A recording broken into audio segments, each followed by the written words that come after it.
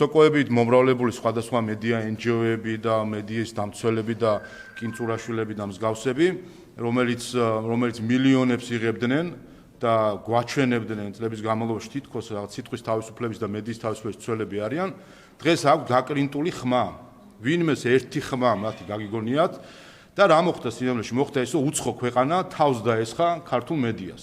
აი ეს მოხდა, ეს ხო ფაქტია, რომ უცხო ქვეყანა თავს დაესხა ქართულ მედიას და ხმა აქვს გაკრინტული.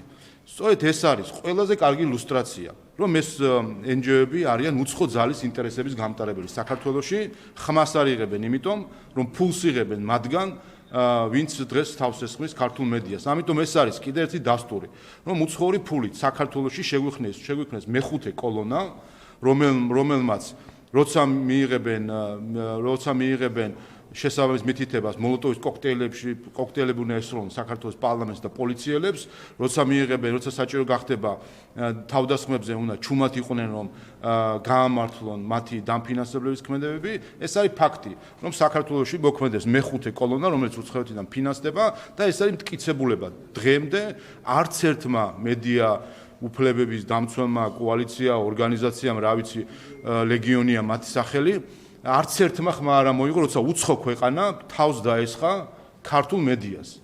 ეს არის მათი საბოლოო განაჩენი, როგორც მედიის სფეროში, რა ვიცი, ან NGO სფეროში მომუშავე ადამიანისთვის, ეს არის მათი საბოლოო განაჩენი, როგორც ამ ქვეყნის შვილებისთვის, როდესაც ისინი დადგნენ ლონდონის მხარეს და არა საქართველოს მხარეს. დღეს ფაქტი არის.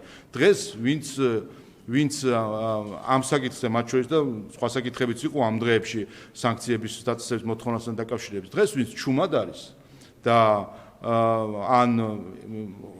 ან ემხრობა, ასე ვთქვათ, ბრიტანეთის მთავრობის გადაწყვეტილებას, ის დგება უცხო ქვეყნის მხარეს და არა საკუთარი სამშობლოს მხარეს.